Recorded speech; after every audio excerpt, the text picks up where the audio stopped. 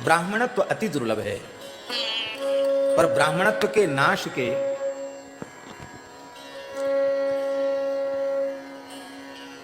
कई कारण ऐसे हैं, हेतु ऐसे हैं जिनसे ब्राह्मणत्व का शीघ्र विनाश हो जाता है। समय से यज्ञोपवीत संस्कार न होने से, संध्योपासन न करने से, गायत्री की उपासना न करने से विप्रत्व का नाश होता है, एक कारण। दूसरा हेतु,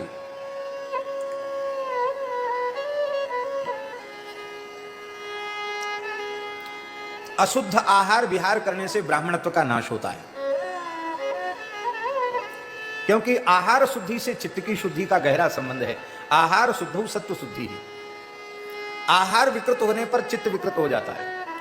हम निंदा नहीं कर रहे हैं, लेकिन हम निवेदन कर रहे हैं। भारतवर्ष के ही जिन क्षेत्रों में ब्राह्मण आदि में अशुद्ध खान पान की परंपरा है, वहां के उन लोगों के आचरण आप देखिए, बहुत मलिन है। उनमें दया करुणा नहीं है, उनमें क्रूरता अधिक है। ब्राह्मणत्व के नाश का पहला कारण समय से संस्कार न होना, संध्या गायत्री संपन्न न होना, यह पहला कारण है। दूसरा कारण है अशुद्ध आहार विहार। तीसरा कारण है अयाज्य याजन। अयाज्य याजन जानते हैं? हमें दक्षिणा कोई दे, हम पूजा पाठ कर्मकांड कराने के लिए तैयार बैठे पोथी बांध के।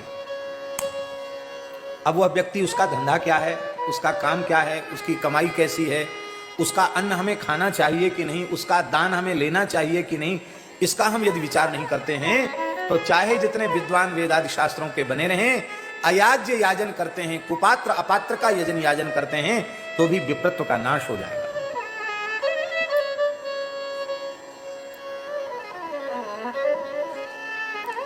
दुष्प्रतिग्रह, उसको क्या कहते हैं? दुष्प्रतिग्रह। दुष्प्रतिग्रह लेने से ब्राह्मणत्व का नाश हो जाता है। भूखे मर जाना श्रेष्ठ है, पर दुष्प्रतिग्रह लेकर के जीवित रहना अच्छा नहीं। कितने कारण हो गए? 3 हो गए। चौथा कारण है विप्रत्व के नाश का वृषली संसर्ग। क्या है? इसी को तुलसीदास जी महाराज ने कहा, विप्र निरक्षर लोलुप कामी, विप्र निरक्षर लोलुप कामी, अनाचार रत वृषली स्वामी।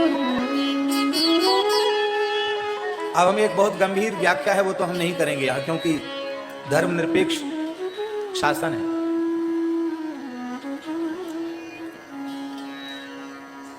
रजस्वला का पाणी ग्रहण भी वृषली संपर्क है, ऐसा हमारे शास्त्रों में लिखा है। कन्या का पाणी ग्रहण करना चाहिए, स्त्री का नहीं। रजो दर्शन के पश्चात कन्यात्व नष्ट हो जाता है, और उससे पाणी ग्रहण करना, यह भी वृषली का वर्ण करना है। उससे जो संतान होगी वो वृषल होगी, पतित तो होगी उससे संतान। कथनचित ब्राह्मण को ऐसा करना पड़ जाए किसी विशेष परिस्थिति के कारण, तो उसे ब्रात्यष्टोम नाम की इष्टि करनी चाहिए, यज्ञ करना चाहिए, ब्रात्यत्व के निवारण के लिए। ऐसा हमारे शास्त्रों में लिखा है।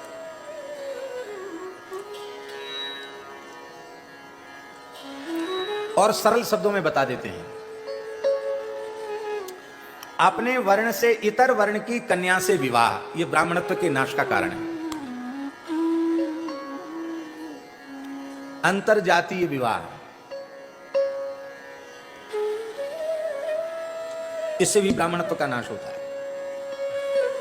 किसी ब्राह्मण की कन्या का विवाह किसी वैश्य के यहां हो गया, अब संतान पैदा हुई। अब जो दौहित्र है वो अपने नाना नानी के चरण छुएगा कि नहीं छुएगा? क्या उसे छूना चाहिए? क्या उसे छुलाना चाहिए? क्योंकि अंश तो ब्राह्मण का है। बोलो, इसी को कहते संकरो नरकायैव कुलघ्नानां कुलस्य च। वर्ण संकरता नरक ले जाने वाली है। ध्यान से सुने, यदि वो प्रणाम नहीं करता तो उसको अपराध है। नाना नानी पिता माता से भी अधिक आदरणीय है।